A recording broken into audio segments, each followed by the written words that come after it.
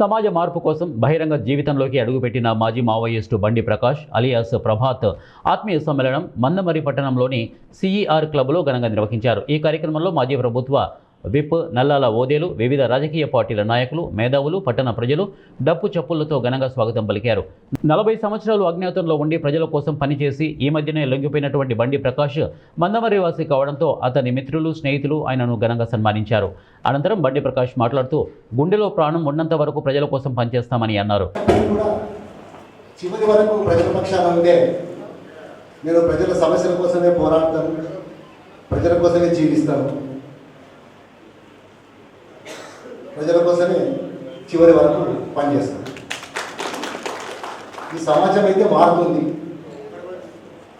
ఇది మారదని ఎవరైతే చెప్తుండ్రో అది అవాస్తవం. ఎందుకనంటే సమాజం మారకపోతే ఈరోజు ఈ పరిస్థితుల్లో ఈ సమాజం ఉండదు.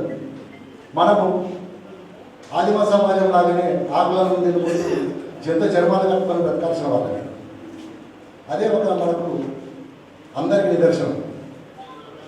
ఈ సమాజంలో దోపిడీ, అసమానతలు, అణిచివేతలు ఉన్నంతకాలము మార్క్సిజం, మావోయిజం, లెనినిజం బతికే ఉంటుంది. ఇది ఈ ఒక్క సమాజానికి అంటే భారతదేశంలోనే పనిచేస్తుంది కాదు, ప్రపంచవ్యాప్తంగా ఉంది.